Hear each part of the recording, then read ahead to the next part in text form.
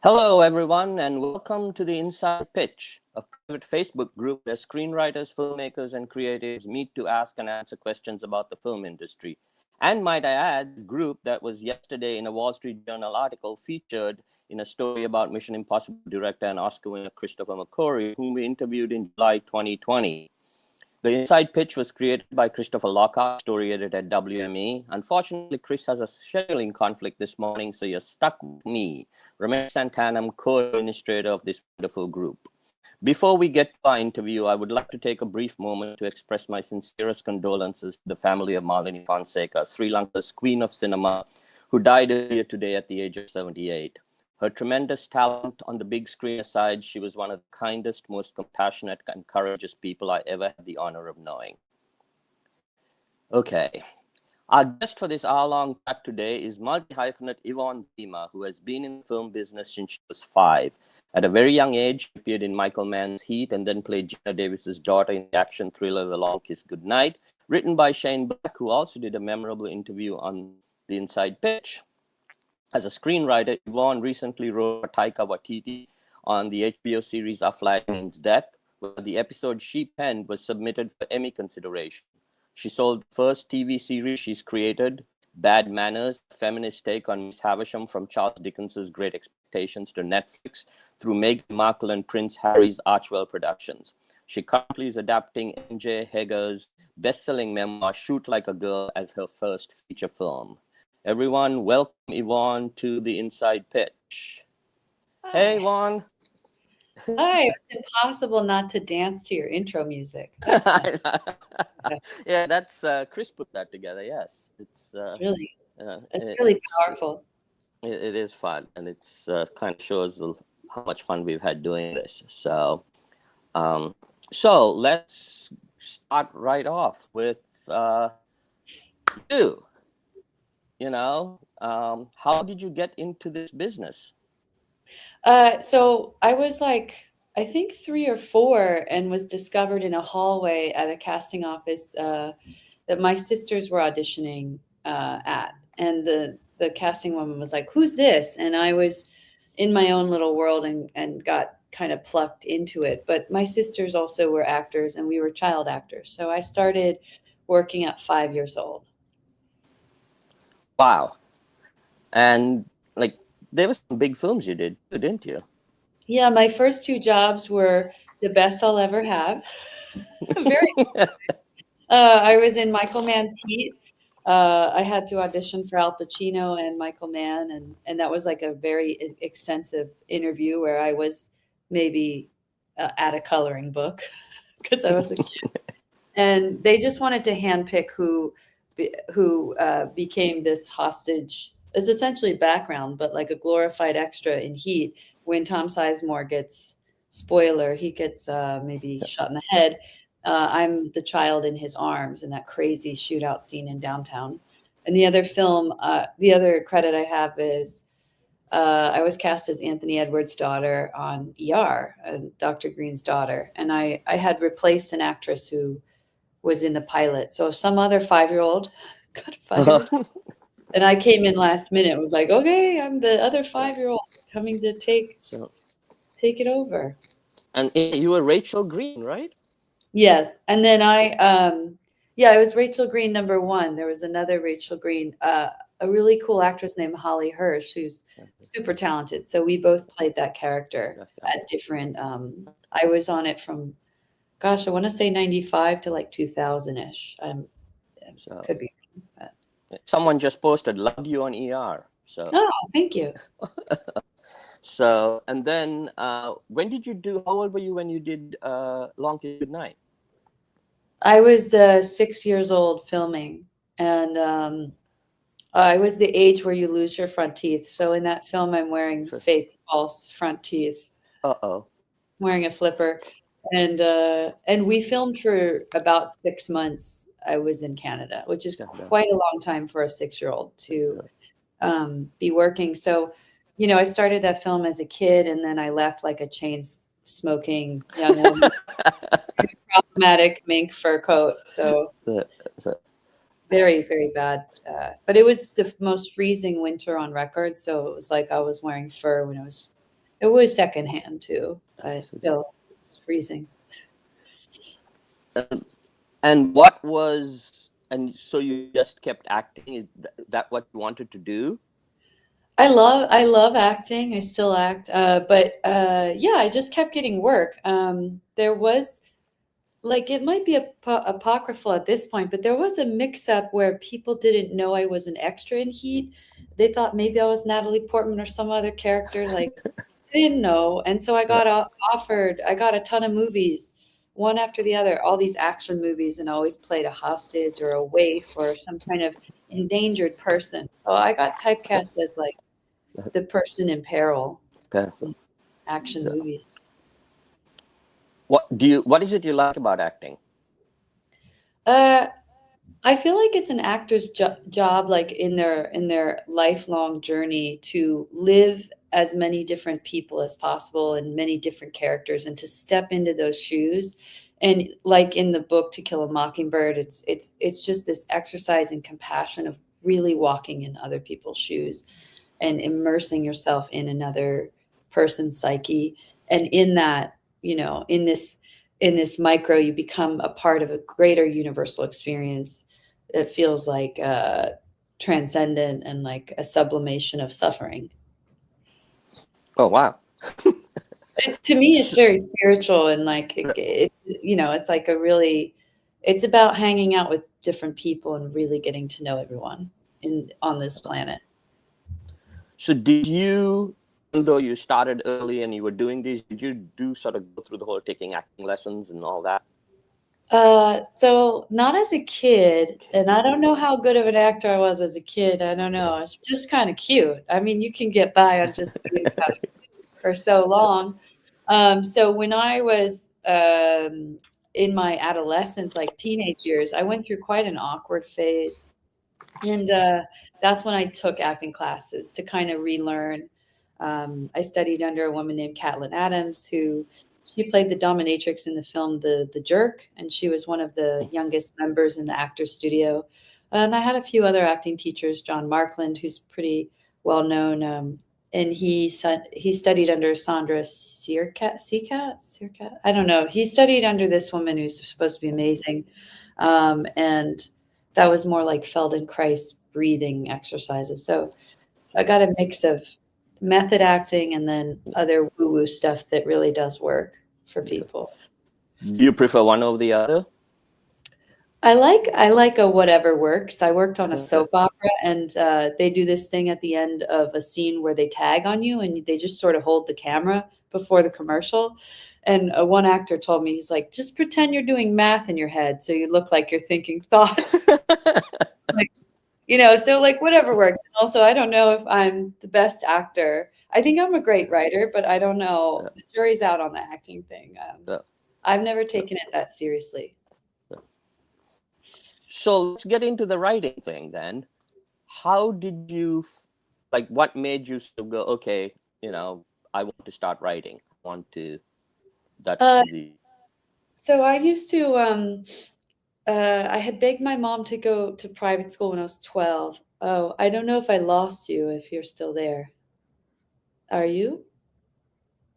I put you a single, really, so that you have the Oh. whole screen. Okay, no worries. I missed you. I was like, don't go away. No, I'll be here. Okay, cool. I had gone to this private school, begged my mom, like, oh, I need better schooling. Public school is not doing it for me. And there I was left in charge of all the students somehow. The teacher recognized a young adult in me. And so she's like, here, you teach them. And she'd just leave me with these kids all day. And I was like, this is not what I wanted. I wanted like an education. But what ended up happening in that school is I took over the curriculum, and I made everyone put up my plays that I wrote and directed and set dressed. And I mean, it was just a nonstop Yvonne show, like in the most monstrous sense, like creatively. So I was hooked on writing since I was 12. By 15, I wrote a novel. I got an amazing book agent named Richard Pine. He almost sold that book. But it wasn't until, I would say, like 2020 when I decided this, with the pandemic and everything, I want to be an actor, and I want to be a writer now, and I want to work remotely, and I was so freaked out by the pandemic. I was like, I have to do something that I don't have to be on a set to do, because I was at the time working as a crew member on a show called Schooled. It was a spinoff of the Goldbergs, and we had like 100 extras on set one day, and we were one of the last productions to really be shut down, and I was wearing a mask and freaked out and just like, get me out of here. I need to do something else. So by the end of that year, I had changed careers, gotten a TV writer's room, and then the subsequent year or two sold a show. So the transition happened instantly for me. And the TV writer's room was Our Flag Means Death, right? Yes, that was my first job. So Yeah. how did you get on that? Because So I knew the EP Garrett Bash, and then I also knew Taika for many years socially. And I wrote a spec of What We Do in the Shadows in 2 days, and I packed it with some pirate jokes and a lot of ephemera and really obscure references to 18th century this, and just tried to go for what I knew their humor was, because prior to that I was even involved in conversations about development of that other show, What We Do in the Shadows, and Our Flag Means Death was really trying to be like that show in every way. So I try to trick them, and I did trick them good. But yeah, that spec was just inspired by the book Marie Kondo, The Art of Tidying Up. And so the idea is all these vampires who have a bunch of centuries old artifacts go through their basement and clean it out to try and have a yard sale at midnight. They want to kind of clean up their house. So I thought that'd be a fun hangout episode. Oh, cool. And what was the process? You just gave it to your EP friend? Yeah, I gave it to Garrett, met with the showrunner, David, on a Zoom. I had blue hair at the time because I was completely unhinged during the pandemic. And I think women's hair color often shows that. And so I had been like, oh no, I'm going to be on a Zoom. I should dye my hair back to normal, look less insane. And so I dyed my hair back to brown, and I had forgotten I'd never done a Zoom before, so I didn't put my camera on. But the showrunner didn't tell me. So he thought I was like some hotshot, like who needs a camera on? And I had dyed my hair for this Zoom. I was like, and the Zoom went terribly. He was looking down the whole time. I was like, is this guy on the spectrum? Like, what is happening? It was this mix up. He thought I turned my camera off. He didn't want to say anything. He was being very polite. I thought that it was the worst meeting I ever had, and it turns out it was. And so I let the EP know. I was like, just so you know, that went terribly. I'm definitely not getting the job. And he's like, oh, well, why'd you turn your camera off? I was like, I didn't know it was off. And so I got to Zoom again. I got a second chance, which, by the way, I think never happens. It was just because knew these people forever.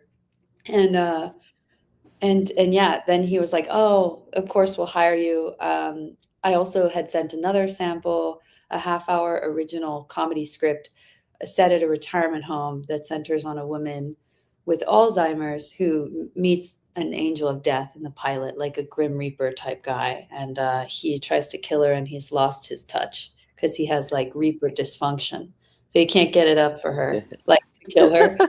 And because she has dementia, she's like, come with me, I'll help you. We'll fix your problem. She's kind of out of it and doesn't know, like, if she does help him and solve this mystery, he'll end up killing her. So I also had that wacky half-hour sample, and those two things I was hired off of for that room.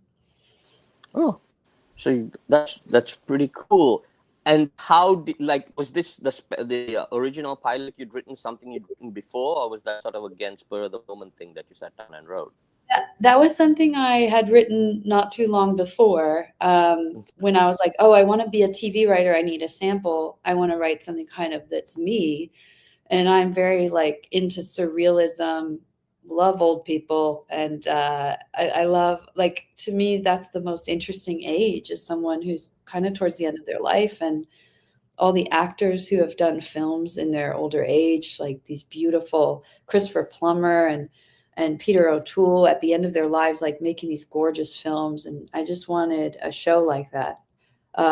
When I tried to set that show up, a lot of people wanted to animate it because they're like, we don't want to hire actors in their 80s. And I was like, why? And they're like, because they could die. And I'm like, so what? But you want the TV show to go on forever. So you want Right.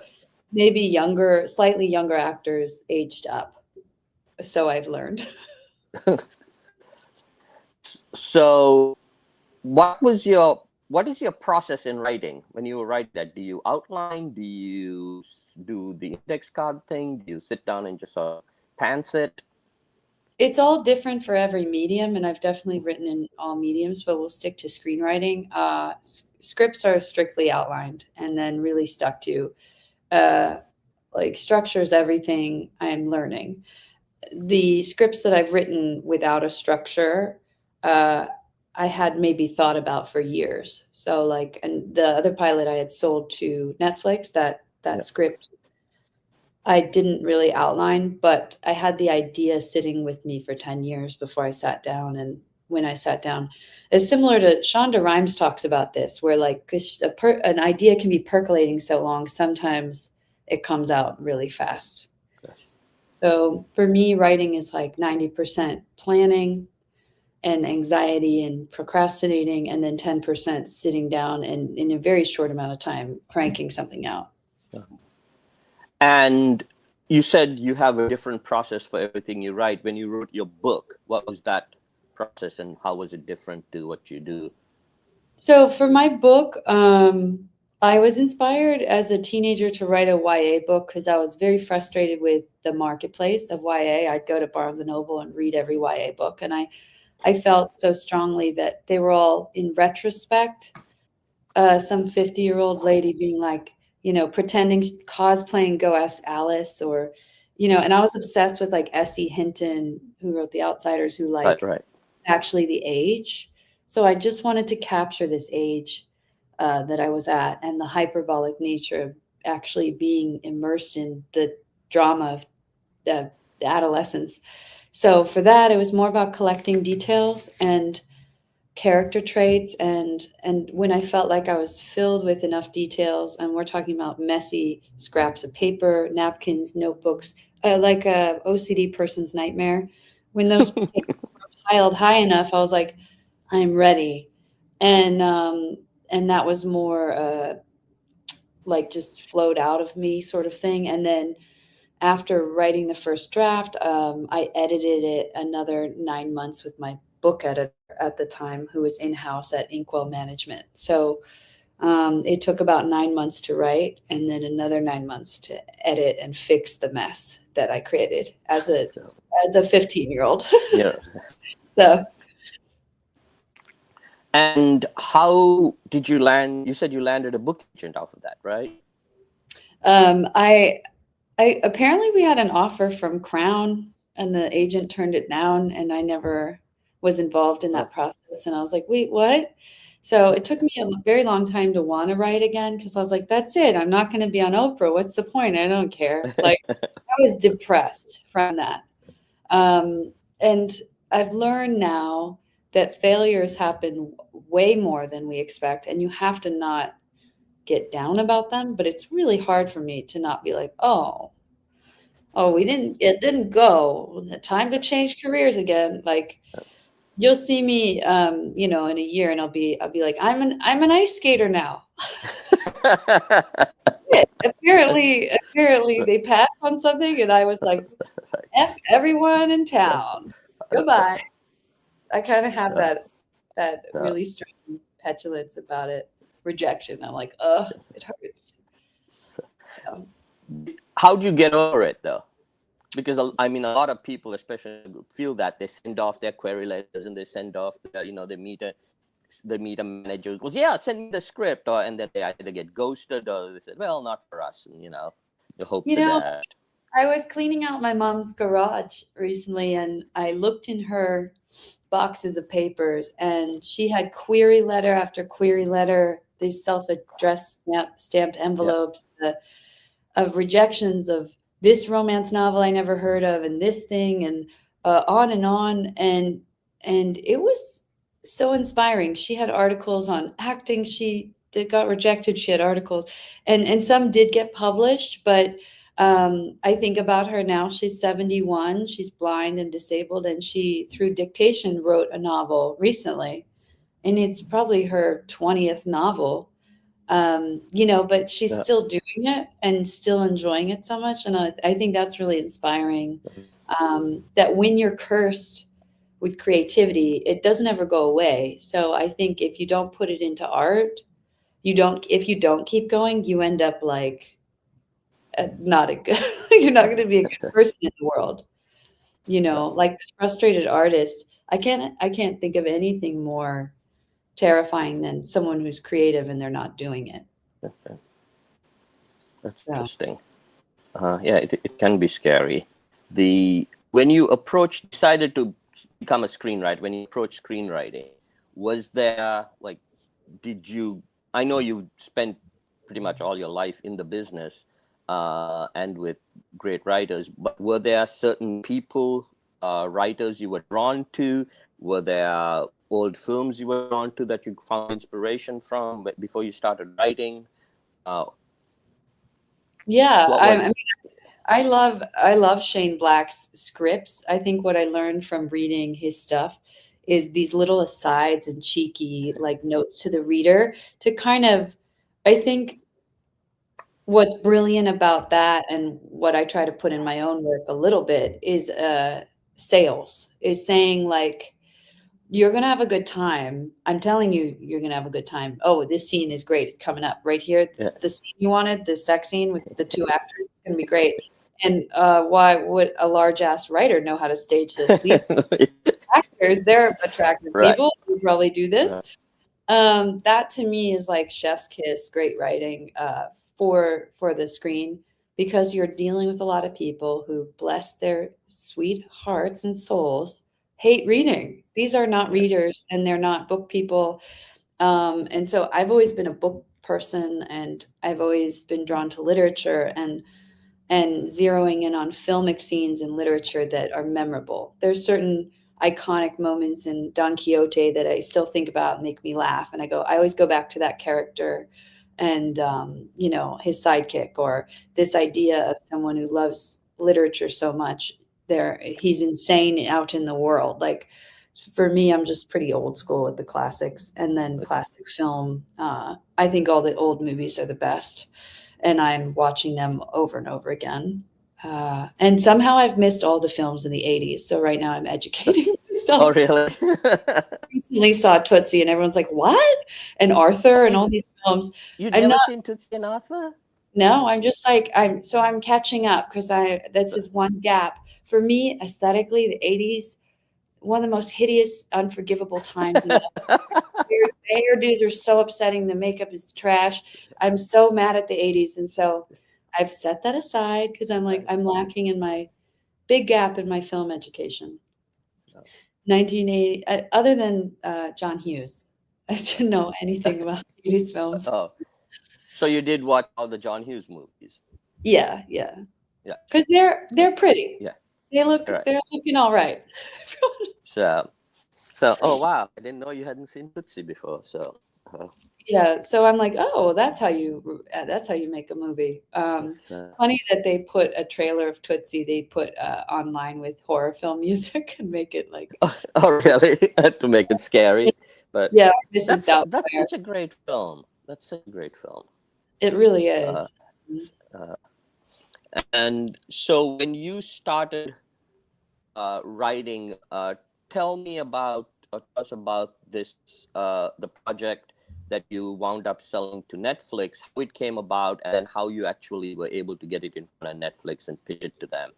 And yeah, so I met generally with an executive whom I love named Nishika Kumble, and she was running Archwell at the time. We met generally, or maybe specifically, on a TV pitch of a show called Gifted that I was taking out about my time in private school, where the teachers happened to like hand over the teacher's book to me and say, you teach the kids. And I was 12. And that show was like this Stanford prison experiment with kids. Like I was a corrupt 12-year-old. I ran this school. I was running Yeah. lice checks and all this stuff. So I was pitching that, and she's like, I don't know about that, but I like the script you sent. What if we set it in Victorian England? Would you be open to pitching it to Netflix? And I was like, what? Yeah, sure. I had and we only had one shot because they had an exclusive deal with Netflix. So it was like we were Yeah. going to develop this pitch together and work on it for months, and then that was it. It was a one-off. So we worked together, and I invited her to be a collaborator. I was like, you could be in like, this is our pitch. And that was very fun. And I got to say, that's really fun for executives too. Like it's really important to make people feel like they're a part of something.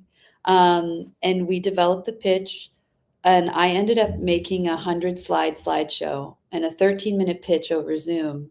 And when you think about how fast those images are coming out at you, especially towards the end, I built a thing about comps that was almost subliminal, like comp, comp, comp, comp. Like it's like this plus this plus this plus this. I was hypnotizing these people. And by the end of it, I could tell that I sold it in the room on the Zoom. Like it was so fun, and they were so engaged, and it was pure magic. And I have to say, it was all about, um, for me, it was about kind of brushing over the pilot. I think pilots are very hard to pitch, and just keeping them engaged, and then repitching entirely an entire pilot and a separate pitch within the Q&A. So again, it feels like a collab between more executives and me. And this idea that this show is open, and that you are not going to be threatened by any creativity I have, because you're invited to collab with me, and we're coming up with this together. And isn't that fun? What a party. So I think that's why they bought it. Also, as a killer idea, but it's like, it really is about how you make people feel when you're pitching. Do they feel emotions? Like what's fun about Zoom is you can see people's micro expressions. So as I was pitching, Right. I saw her smile at something, and I was able to, in real time, write down while talking a little note like, oh, she'll probably have a question about this, or the character being a dancer, or this or that. It's just stuff like that along the way, so that I could, in the back of my mind, Right. have something maybe prepped in terms of, a Q&A. And you said you changed before it was set in Victorian England. Where was it set? The original script, totally different. Like basically I came up with a whole new show, and the only thing that they shared was the title. But that was set in the late 60s during the Summer of Love. It was very inspired, and it was an American show, and it was very inspired by Mad Men, and the idea, like, what if Peggy went west, and she inherited a school, and had access to all these women and these young girls, and could start a revolution on a campus. It was like a campus boarding school show.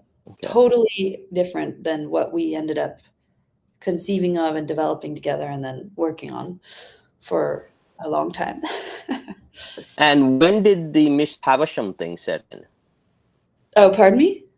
When did the Charles Dickens thing all come in play? Or was that yeah? So even in the original pilot, I had the character just happened to have the last name Havisham as like a little cheeky nod, and that's the only connection to Dickens. And in this later, like, rehashing of a show and repitching and kind of trying to tailor something to the Archwell brand, at the time we didn't know what it was, and we were hoping to include some royal stuff and all that, kind of have it be adjacent to their public image. Then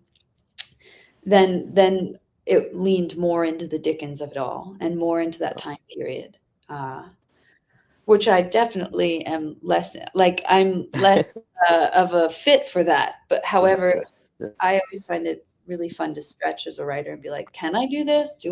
Can I? And I was just writing with a British accent. So is the how long did it take the switch over to, like, create essentially a completely new show? I think we developed it for a couple months. I want to say like 2 months Okay. of really hard development meetings and really getting the word.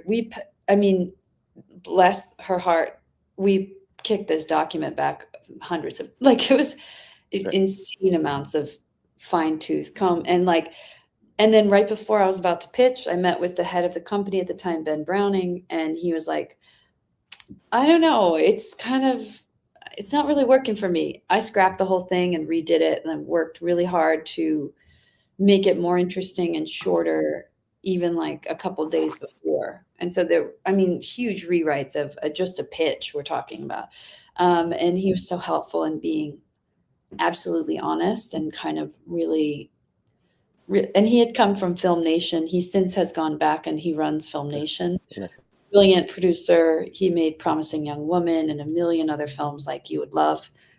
His input was so integral in the process, just in terms of being like, yeah, I don't see it yet. And I'm like, well, we gotta, you have to make them see it. Like, that's not Right. great. So for me, it was a new muscle. I wasn't Don Draper. I am an actor, so I can be like jazz hands, but writing is a meritocracy. You need, to back it up. You can't just be Yeah. like, it'll be great.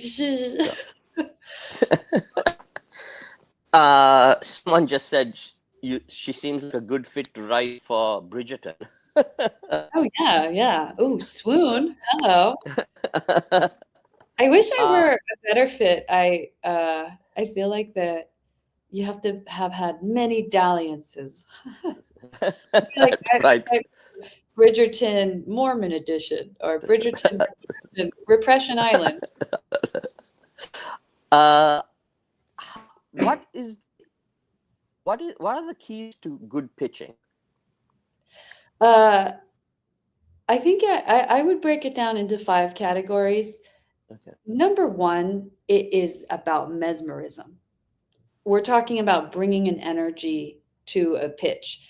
And one of the most important things I learned is that when you're Zooming all day and these executives have meeting after meeting, the first couple of minutes of a meeting, they are not with you. They're thinking about their car. Is it parked in a good spot? Or they're thinking about the previous pitch. And it takes about a couple minutes to have them drop in. So you cannot start pitching right away. You have to drop what I call like a confusion bomb. Like, so in the beginning of my pitch, I started talking about how I cut my bangs with kitchen scissors. And that got all the women, they were all screwed up. And I was like, ooh, bad hair day. Got all the women talking about their haircuts and their hair. And so then we're just talking about bullshit for a good couple minutes where people arrive who are late and everyone comes in. And then it's like, oh, should we get started? Or I remember a screenwriter, Alan Loeb, had suggested, oh, I had a terrible date last night. Or, oh, isn't it hard? Our parents are all getting older. So just giving a little something to get people engaged. Or another friend I know maybe wears a hat with a spinny thing. And he's like, look into my spinny thing. And anything at all that's either like a non sequitur or just do a slight bullshit. And that will lead you into the mesmerism energy, which is like, now I'm going to hold you and we're not blinking until you buy this show. And that really is about conveying passion and like a laser focus on them. Cause then they, it's like, you don't fucking check your email right now. I have 10 minutes with you. And this is my big shot. This is my only shot. So energy, and getting the energy and taking it and having it be your moment. And then number 2, like structure is so important. To structure a pitch where it keeps moving, and each category you're talking about is pretty short, because you can always go back and answer things in the Q&A, but you cannot have them ask questions if they're bored. They won't have a Q&A. They'll be like, thank you, off you go. So keeping it really well paced. 3, I think if you're talking about a TV show, you need to be like Vince Gilligan and know where it's going season 5. You need to know your whole series. You can't bullshit this. Like you need to know everything backwards and forwards so they can say, what might be an episode season 2? And you're like, yeah, season 2, episode 4 is like this. And I'm not saying that like fully, but Right. we're talking about asking people to give you $100 million for a season of television, potentially. Like, know your shit. Number 4, I think using spontaneity within the moment. I remember like improvising something about Charles Dickens. Like in the moment, I was like, oh, Charles Dickens, he's a white guy. We like him, right? But like maybe he dropped the ball. Like maybe he missed the most interesting characters in his own fucking book. And that tickled people, that there was like a level of like they think you're making it up on the spot, and then suddenly they're like, is this genius? Like, I don't know, because there's a level of like performance to these pitches, and you're not in the room, so you could cheat and look at your thing. But reading like this, oh, this is my show and I've been waiting 5 years to tell you about it, like that's pretty boring. It better be amazing if you're pitching like that. And then number 5 is like in the Q&A, where I think the show is actually sold. Be open. Be open, because like these people are creatives. They wanted to be writers. A lot of them went to great schools. They're super educated, and they're like, what if you move up this episode? What if the finale, you move it up to episode 2? And you go, yeah, we'll see. It's a pitch. Like, you know what I mean? Right. The time you're writing these scripts, so much has changed. They're not going to be like, hey, you said in your pitch you were going to do this. Maybe it'll work, maybe it won't. But just to be open and be like, come aboard. Getting a job in Hollywood is like going on a road trip with people. And do you want to go on a road trip with me? Do you think I'm a good driver? Do you feel safe in my car? Am I annoying and you don't want to be stuck with me for hours and hours and days? Can we hang out? So that's kind of, I think I covered pretty Yeah. much all of it. You like pitching too, right? I think I'm really good at it. I don't know if I love it, but I love if it works out. So, what do you prepare for yourself before you pitch? Like, as far as like prep, like documents, like pitch decks, whatever you lookbooks, whatever you want to call it, or Bible, street, whatever. Like, so I think as writers, we're not supposed to leave writing behind. The WGA is like, stop doing that. Stop doing this free work. I will leave behind a deck that might have very little words on it, but it really conveys a visual feeling. I love making decks. It's sort of what the director is supposed to do, right? Like a director will pitch something and be like, here's my visual take. I think, why not visually know what you're trying to sell as well? More things are sold with one image or one phrase or two word sentences than anything. Is really like taking a million words and narrowing it down into one picture or one sentence, and really going like solidly that I know what this show is and this is what it looks like. So I prepare all kinds of things, decks, visual decks. We've done interactive decks where they're a little animated with a cool company called Subtractive. I've done like movie pitches where I'm running slides and there's just pretty pictures of the setting. And my hope is we all want to go on holiday. The place I said, like, don't you want to go to Alaska with me? I'm a fun person, so really, yeah. Selling, I think, again, Shane Black is someone I learned a lot from as a friend, who, when he is talking about a story, like, again, he drops into story mode, and you're like, okay, like this feels like gather around the campfire, lean in, let me tell you a story kind of story. So. Right. And he can come up with ideas, like with scene ideas and stuff like that. You're just discussing and he goes, how about this? And you're like, how'd you think of that?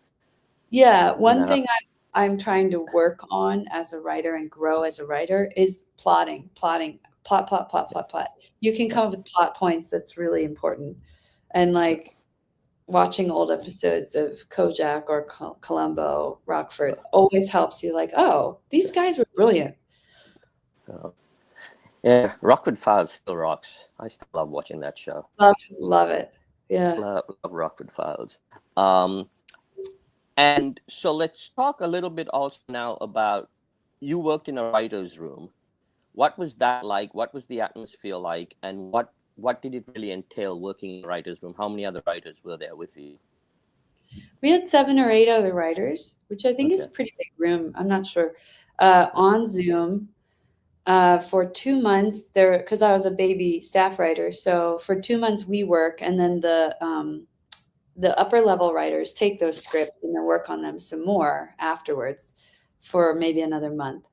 Um, and you work like everyone has different hours in the day, but we had 4-hour days, which were pretty easy. Like, and then a lot of the work is homework and coming in with new ideas, pitching on jokes here in story areas. Uh, One thing I felt I was valuable in my writer's room was someone who's been in the business a long time, almost like a producerial person who would come in and be like talking about ways of like kind of seeing notes behind the notes from the studio and being like, you know what, these notes feel budgetary. They don't feel like actual notes. So I think if we said we set this party in the ship because we built a ship instead of on a expensive island in a mansion, the notes will disappear. And lo and behold, they did. Like stuff like that, where you're like, I know this business so well. I've helped out with development for years. I could run a studio. I really could. And like so coming in as a staff writer with that kind of stuff was some big dick energy, let me tell you. Like, I got you guys. If you want, I got it. And then the other thing I weirdly was good at in that writer's room was like plot points for the season, kind of plotting out a season. And what's funny is like, how do you blend in a writer's room? Like a lot of TV writers' room are all people from Harvard. You know, they're pretty privileged. I'm coming in like pretty scrappy, and it's about that show is about pirates. So I was like, Right. I'm the one thinking like a pirate, but I really am. Like I'm like don't need to close the gap on this. I no method acting here. I am a pirate. Like Right. so being able to kind of tap into that energy is fun. The vibe is like playful comedy writers rooms. I think are a combination of playful and a little bit. There's always a little bit of that tension because it is also political. People are kind of doing this a little bit, and you're like, Right. oh, it's that energy. How new? And it's just how it is. And what was the process of the episode that you wrote that they So wound up submitting? So with this, like you do an outline, and then the showrunner kicks it back and forth, and then you do a draft, and then with any TV show, and the reason that feature writers are more renowned is like a TV show, things are extensively rewritten, and it's kind of written by committee and group. You know, you're writing bits, and basically, you know, you have an outline. Our writer's assistant, Nat Torres, is amazing, making like sense of conversations and people pitching, and you know, and from that you're kind of plugging in stuff that's we all came up with together as a room, and then submitting that script, and then the showrunner kind of has his go at his own script and does what he wants, and so by the end of it it's like who knows who came up with what, like it's all blended, it's a patchwork. So that's sort of more, that's pretty typical of TV episodes. I think it's probably different on different shows. Like I'm sure Atlanta, when you watch an episode of Atlanta and it's written by Stephanie Robinson, you're like, I bet she wrote every word of that, and Like it's so that. singular, and the voice is so her. So I think it's all different depending on the show. Do you have a voice? How do you express it in your work, in your scripts? I try not to have a voice, and it always comes out. Try to blend, and I cannot blend. Like even my novel as a kid, or even my journal. I've had a journal. Ha ha ha! This is funny. I've had a journal since I was 14. A weighty tome. It's like 900 pages. Oh. If I publish, boy, would so many people go down in flames. No, just kidding. It should just be called Large and Petty Blackmail. No, it just the voice, no matter what, comes out funny. I really try to write straight and narrow, and things come out all wacky. Yeah, even like the novel I wrote as a kid, it was about like all my pain, and people started laughing, and I'm like, this, I'm being serious, but people think I'm ridiculous on the page, so can't Uh, can't watch it. let's get into a little bit about the your adaptation first. It's your first feature script, right? Yeah, I'm currently How working. did that come about, and what's the process on that? So that's a project that at some point Angelina Jolie was attached to star in, and Jason Hall wrote a script, who wrote American Sniper. It was set up at Gotham Group, and I think over the course of I'm not sure what happened with it, but it got to the point where the rights to the book went back to the war veteran MJ Hagar, who wrote the memoir. And so last year I flew to DC and interviewed her to just kind of see, am I the right person for this story, and is there something here, and can we investigate this in a journalistic way, and also to fill in the gaps of the memoir, because like a memoir is one thing, and it's specifically a memoir that feels like pretty intentional about wanting women to have equal opportunity in the military. And the thesis of the book is men and women are the same, like especially when you're in war. In fact, like women are better.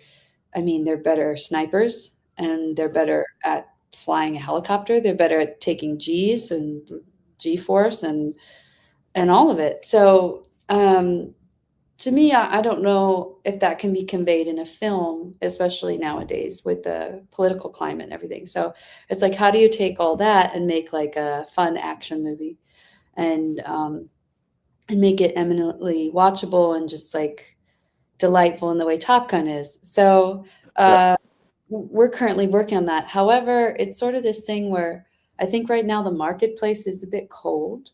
Things are a little in flux, and sometimes I feel like it's good to sit on something or not necessarily take it out when time, if you take it out, it will definitely be a no. Like currently, I'm not that optimistic right now about getting on my pitch pants and putting on my knee hat and being like, look into my wheel of deception. I just think I just don't know. So I've been very slow with things, and then also I got personally burnt out on free work. So it's like all of this is on spec. And I pitched on so many open writing assignments, and how that works is like it's a bake off, like what they call a bake off, I think, where you might be auditioning like 6 writers, and then it feels like they hire none of us, and then just hire a seasoned writer who has a big list of credits and didn't even pitch on it. You know what I mean? So I'm sort of like, at the moment, I want to be paid for my work, so that's where I'm at with everything. And going back to, like, are you writing anything right now?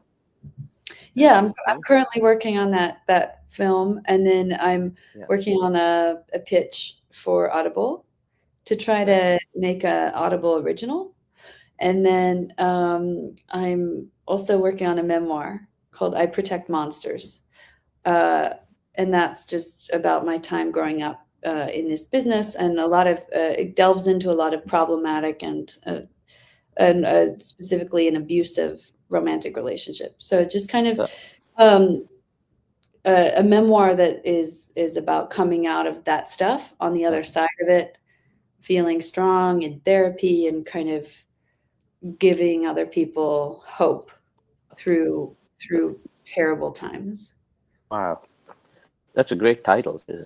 A friend of mine here, she wants to know, she says, you handle a lot of multiple projects, seem to handle a lot of multiple projects at the same time. How'd you do that? Not well. Not well. Ask people who are very frustrated with how slow I've been.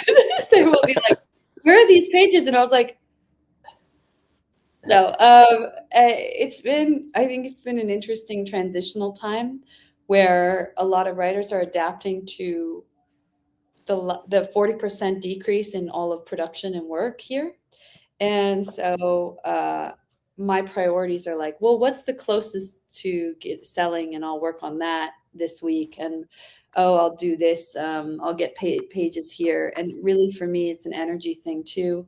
I'm a very low energy person, so sometimes it's just like, okay, okay, I made a deck, and I did that today. And other times it'll be wildly productive, and I'll be like so excited to share an act of a script with someone. But it really is about managing expectations and being honest with people, being like, I'm not working on this anymore because I haven't been paid, and I need to be a dog sitter now, or whatever, Right. whatever it is. I talked to someone recently who's like, yeah, a friend of mine's like an Emmy-winning writer, and he's getting his real estate license. And I was like, damn. So I renewed my real estate license as well. I'm saying, like, just why not? Why not have, you need multiple streams of revenue. You need, I was surprised how little writers get paid in TV if they're not, if you are not getting the green light. You're not getting paid that much for your time. So So how do you said you're a low energy person. How do you go from that to being the sort of, I'm going to mesmerize you during a pitch? that's a lot of, I'm going to plug in my computer. That's a lot of coffee, and that's a lot of, it's a lot of coffee. And it's a lot of, like psyching yourself up and like having like hype, like, it's just a mental attitude, really. And yeah, but I've always been a low energy, sleepy person. I mean, people have always thought, they're like, are you on dope or whatever? I'm like, no, I just have low blood pressure, low blood sugar. I'm like shaky, and I need constantly snack and stress eat, and I need to just be always in the fridge. But yeah, it's a mental attitude. I've before a pitch jumped on a trampoline, listened to the problematic voice of Tony Robbins, you know, listen to like jock jams, like, or some crazy like everybody dance now kind of soundtrack. Whatever gets you pumped, because that's the energy of a pitch. The energy of a pitch, I've never tried cocaine, but it's a cocaine energy, right? Yeah. It's like a yes, yes, and here we go. Yeah. And when you prepare for a pitch, and even when you're preparing for a series, do you write anything like as scripts wise? Do you write anything more than the pilot? Do you write like episode 2, 3, and 4, or just the pilot as a script? Yeah, I have done that, and it's interesting because Hollywood will always be like, now we want episode 1 and 2 and a Bible for free, and I'm like, okay, sure, yeah. It doesn't ever level you up. Doing more work is not great. I feel like the people who get hired do the least amount of work possible, and then they're like, see this? If you want it, you pay me, Right. like, so I've learned, I don't think that works. Like then they'll be like, film the entire show, and then they're like, okay, you're like, I don't need you guys. That's why like people are talking about the independent TV model. Right. One of the, I think it was it Paul Dupas or Mark actually shot his TV show. Was it Penelope? And then he shot the whole first season, and then he sold the rights to people. So he still controlled it. That's fantastic. That is awesome. So there's other people who have done that, and then they're like, they didn't have buyers. And right, like, exactly. Yeah, and that's the risk you run. You have 8 episodes, and and you're like, well, I have a show, but no one wants to watch it. I will say, even there is one time I had to do a film pitch for Janelle Monáe's company, and I loved the story I came up with. I was in love with it, but my dog, it was either my dog or my sister's dog died the day before the pitch. And I was like, I wanted to throw myself on the pyre, like with the dog. No, there's nothing worse than a dog dying. I Right. hate life. No. So for that pitch, I borrowed a friend's teleprompter and just uploaded my pitch script. And I just read it like, yeah, this is a great movie about who cares. I didn't know, Aw. I didn't know dogs die. And even that pitch went well, but I'm saying that was like a little cheat for pitching. Is like you can have a camera and a teleprompter app for not that much money. Like they're pretty affordable to look up. And it looks like you're not reading, it looks like you're looking at the person. And it's such a good cheat. So I'm saying like some days you're not, some days you can't get the energy up. Let me tell you. And yeah, my voice was just like, anyway, so then this happens. And they were really gracious and sweet, but Did they know the dog had died? I told them afterwards, and they're like, "Oh, Okay. fuck! Why do you even take this meeting?" You know, and I'm like, "Cause it kept getting reset." Or like you can wait months to pitch on something, and then you're like, "I'm not missing this." So, Do you want to talk a little bit about this film you're producing, the short film you're producing, and about oh, I'd it love to. and who it's for and all that stuff? Well, it's starring you. No, yes. You're gonna be in the film, which is Yes. exciting. Um, Wonderful. my friend Cyril Ferrer, they're a writer on Our Flag Means Death, season 1 and 2. We met on Zoom. We have yet to meet in person. This is one of Oh, my wow. closest friends. We I didn't know Zoom that. all Yeah. the time. I've sent lots of treats to their home in Florida. They've sent me flowers when my dog passed. Like we are just in love, best friends in love. Love, love, love so hard. One of my favorite writers. I've read everything they've ever written that they let me read, and learned so much from them in terms of like sales, pitches, decks. Like just all we do is talk about the business, how to level up, what to do, how to be, what creative stuff. Like just my favorite person in the whole world. So they wrote a musical short film about their father called Bembe, and we're shooting it through the Inevitable Foundation. Is a nonprofit that gives disabled filmmakers kind of a shot and a budget. And through this short film competition, if they win, they get a budget for a feature film. So each short film is a bridge to a feature, which is a great way if you're starting out as a filmmaker to try and do your proof of concept for less money and show, hey, I'm so good. Look at this. Give me money for this bigger thing. So we're shooting that beginning of June, really coming up at Shane's house. Yes. And I'm gonna be the bongo player. And you were the bongo player, which is, I hear, a very plumb, very plum roll in the band, and you'll be all snazzy. And how did did you get involved because of your connection through working with her? And then what was the sort of the impetus saying, okay, I'm gonna produce this? They said, help me. And I was like, okay. And I'm very helpful. I'm a very helpful person, and I'm I a knew doer it. and a conduit and not a gatekeeper, which I think is most people's issue in this town, is that they're like, sure, I'll help you. Never gonna happen. But I hooked them up with the location, which I think when you're doing things on a shoestring, no budget, is the main expense. And then love casting. So some casting stuff, sending people through Instagram and, oh, put this person in it, or,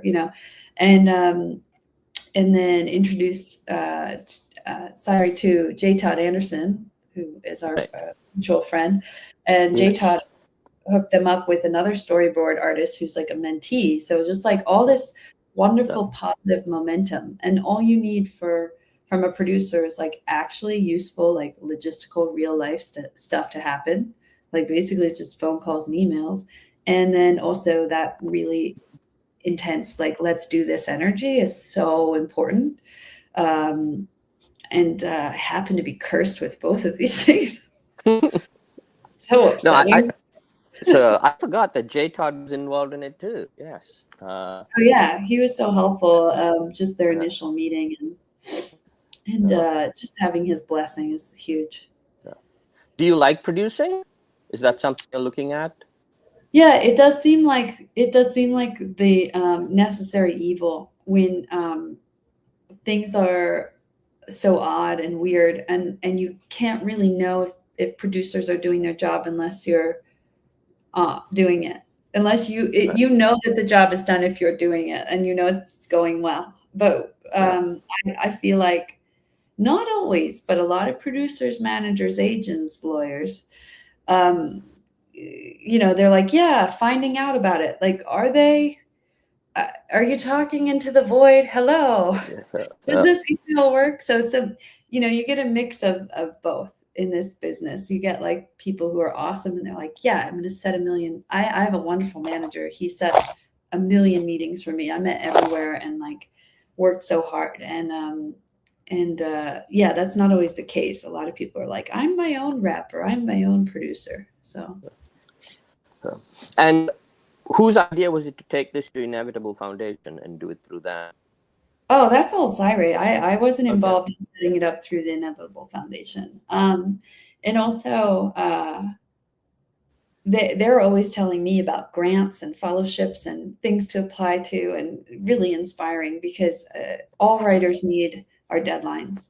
If you're having trouble, feel like, uh-oh, well, I've got to submit for the Sundance thing again this year, and it's Right. due now. And you sit down and you'll be surprised how fast this stuff comes out that you've been sitting on for a while. Really, you just need a deadline. So, and before we close, any advice you have for writers trying to break into this business or who are writing and querying and not getting callbacks from reps or not getting replies or anything like that? Yeah, I think the quickest path to making it in the comedy route is to be a writer performer. So putting your content out there, embracing TikTok, Instagram, the vertical space, and Twitter, or it's called X now. I don't know. Just showing. It is about showing you're talented and showing off and saying, here, look what I can do. Making your own web series, making your own pilots, and trying to take in as much of an auteur approach as possible. With drama, I think they're usually buying the why me. So it's like writing the story that only could happen to you, that your family owned this cemetery and it was a front for the mafia and you actually lived on the land, and that's the story that lives within you. You need to tell that story because they'll buy it. Because it's a why me? Well, I'm the author of this and only I can write this. And really narrowing in on that for drama. Is it like how you've been in this business for so long. What are the changes, good and bad, that you've seen? Oh, yeah. Great question. The good changes are what I just said, which is this sort of DIY approach where someone who you wouldn't think, like a comedian who lip syncs Trump, is suddenly has a deal and can get on shows and has an agent. And she made that happen for herself. It's amazing. Like the internet becoming this way to democratize art for the masses. That's definitely wasn't the case when I started in the mid 90s. The biggest change for me, though, is like I started at a time where you were actually compensated in a real way for your work as an actor, and those deals went tailspin, declined. And I think what an actor deals with is people coming up and recognizing you, stalkers, fan mail, engagement, basically being someone that at any moment someone can accost and say, I need your time, and you have to give it to them, because that's a part of acting, is being like, yes, I was on that show, thank you so much for watching. And to not be compensated for that in a real way, it's like, who can deal with that? Like, oh, someone coming up to me like, you sucked in that show, and I'm like, that's great to hear. I got paid $100 for the day. Like, right. and after taxes, that's $50. Like, that's again, like that's the biggest decline I've seen is who's getting all this money? Like the producers are getting all the money. And all the creatives have this pay squeeze, or movie stars coming to TV and film, movie stars Right. coming from film to TV, and then they're just being less for middle class actors. They're completely erased. That's true. And there are a lot. I mean, it's really hard pressed to. There was a time when it like TV was sort of looked down upon, and now Yeah. it's prestige. In the 70s, you'd see all the big film stars like trickling down over to TV movies. You're like, what? Audrey Hepburn's in a movie of the week? Very upsetting. Right. That kind of thing. I was like, no, this can't be. But now, for a while, I think it's over. The golden age of television, I think it was. I think it was Mad Men, The Wire, Breaking Bad, Better Call Saul. Dare I say The Shield? No, just all these great shows. You know, Right. I don't see that now. I see, Yeah. oh yeah, it's okay, or oh, I watched. Did you watch White Lotus? I can't keep up, but I just think something's a little off about it right now. There's also so much of it right now. It's. Yeah, I mean, yeah, it's I can't. People tell me you got to watch this show. I'm like, yeah, but I already have like 30 other shows in my queue I have to watch. yeah. I think there's a glut, and the Right. quality seems like it dipped, and then it's like every movie star is in a TV show because it's a money grab, and then you're like, this was rushed, you know, and it feels that way. Sure. Okay. Well, thank you so much. Thank you very, very much. I really appreciate you taking the time to do this. Of course. And I will. Well, I'll see you on the set. I'll see you. Yeah, I'll see you soon. And Yes. yeah, as an introvert, I'm so glad I don't have to talk for the next month now. I had all my talking done today. I'm like, oh, I'm good. Like I gotta. I'm done with the talking, and well, you know, when you're a producer, you have to talk on the set. And, Oh yeah, yeah. No, for sure. yeah. No, thank you so much, Yvonne. This was wonderful. I really So appreciate it. wonderful to talk to you. Thanks for doing this. It's really Thanks. awesome. See ya. Bye bye. All right. Bye, everyone. Take care.